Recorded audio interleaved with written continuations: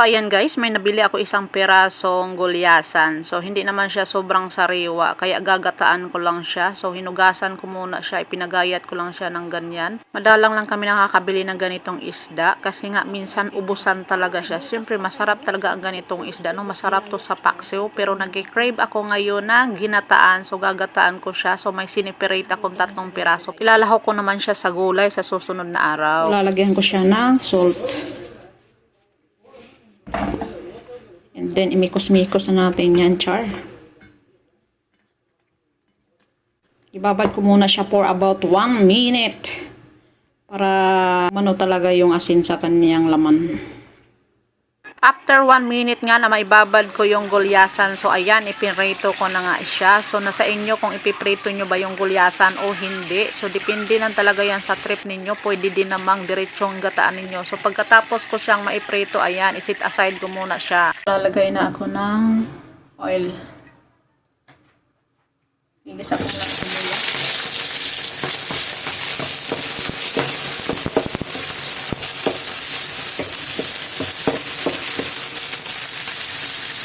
Bawang.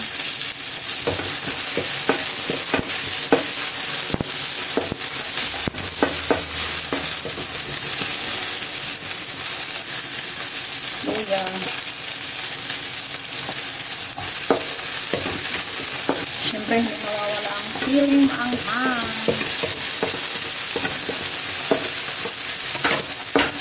Pwede din ninyong idiretso na lang ito, guys. So, depende yan sa inyo.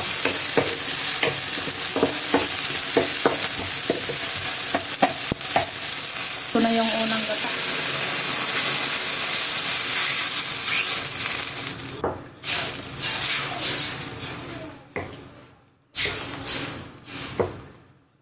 So, maglalagay na ako ng seasoning. Paminta. So, maglalagay ako ng kaunting atswete powder.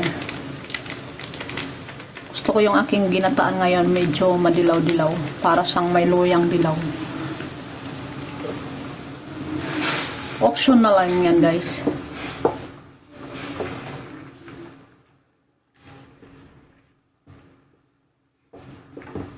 Then, i-add na natin yung ating pritong. Kukuluin lang natin siya.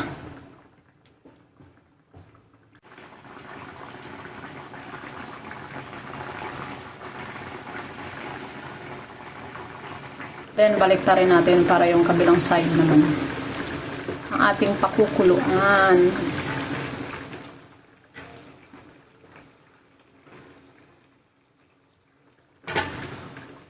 So, kanya-kanya tayong style ng pagluluto nito, guys. Sa inyo pa rin kung anong style ang gusto niyo.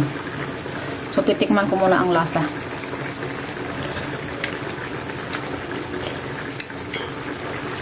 So, mag-a-add ako ng kaunting patis. So, enough na yan. Lalagay ko na itong siling haba. And then, Baguio beans. Dahil wala akong nakitang sitaw, so Baguio beans yung aking ilalagay.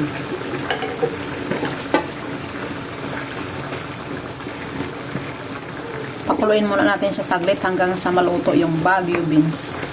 I-add ko na tong unang gata.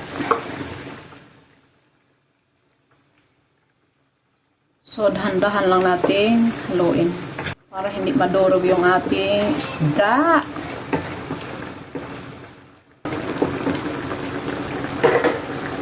And then, i-add ko na tong pichay. So, hindi ko na siya hihiwain kasi liliit din yan.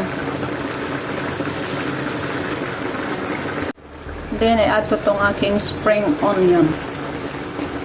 So, hayaan lang natin siya, guys. So, ayan, halo-haloin natin yan. Para magkalasa yung ating pichay.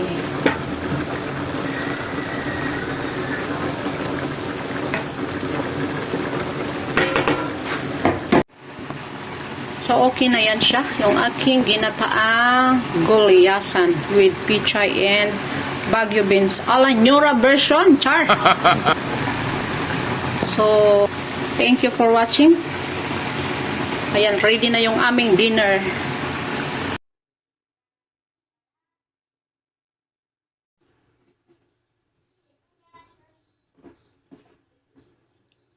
So that's it guys. Thank you for watching. See you on my next video. Bye!